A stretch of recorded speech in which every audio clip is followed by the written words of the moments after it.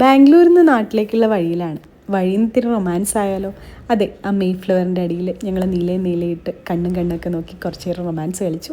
Yes, ഞങ്ങൾ നാട്ടിലേക്ക് പോവുകയാണ്. അപ്പോൾ പോകുന്ന വഴിയിൽ ഫുഡൊക്കെ കഴിക്കാനായിട്ട് ഞങ്ങൾ ചേട്ടായിസ് എന്ന് പറയുന്ന മൈസൂരുള്ള റെസ്റ്റോറൻറ്റിലാണ് ആദ്യമായിട്ട് നിർത്തിയത്. അവിടുന്ന് റിതുവിനൊരു മാംഗോ ജ്യൂസും പിന്നെ നമ്മൾ നല്ല ബീഫും ബിരിയാണിയും പൊറോട്ടയും ഒക്കെ കഴിച്ചു.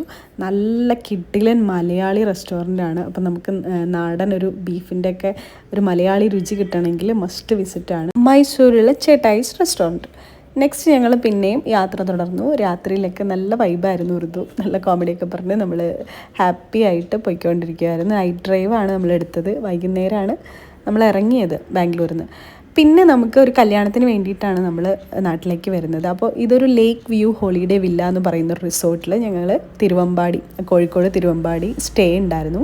ഞങ്ങൾക്ക് പിറ്റേ ദിവസമാണ് കല്യാണം. അപ്പോൾ കല്യാണ തലേന്ന് നമ്മൾ കല്യാണ ചെക്കൻ്റെ ഫ്രണ്ട്സ് എല്ലാവരും കൂടി റിസോർട്ടിൽ സ്റ്റേ ചെയ്തതാണ്. അപ്പോൾ നല്ല ആംബിയൻസ് ഉള്ള കിട്ടിലൻ റിസോർട്ടാണ്. നല്ല നാച്ചുറൽ ഫ്രണ്ട്ലി ആയിട്ടുള്ളൊരു സ്ഥലമാണ്. ബഡ്ജറ്റ് ഫ്രണ്ട്ലി ആയിട്ടൊരു കുഞ്ഞു റിസോർട്ടാണ്. പക്ഷേ ഭയങ്കര രസമാണ്. ലേക്ക് വ്യൂ ഒക്കെ ആയിട്ട് പിന്നെ ഭയങ്കര ഒരു പ്രകൃതി രമണീയമായ ഒരു ആംബിയൻസും ഒക്കെ നല്ല രസമാണ്. എനിക്ക് ഭയങ്കര ഇഷ്ടം. കാമാൻ കൂളായിട്ടുള്ളൊരു അറ്റ്മോസ്ഫിയറിൽ നല്ല വ്യൂ ഉണ്ടായിരുന്നു. അപ്പോൾ നമുക്ക് കല്യാണ ചെക്കൻ്റെ വീട്ടിൽ നൈറ്റ് പോകണം. മധുരം വെപ്പ് ഫംഗ്ഷൻ ഉണ്ട്. അതിൻ്റെ വിശേഷങ്ങളൊക്കെ ഞാൻ അടുത്ത വീഡിയോയിൽ പറയാം. അപ്പോൾ വീഡിയോ ഇഷ്ടമായിട്ടുണ്ടെങ്കിൽ സബ്സ്ക്രൈബ് ചെയ്യണേ.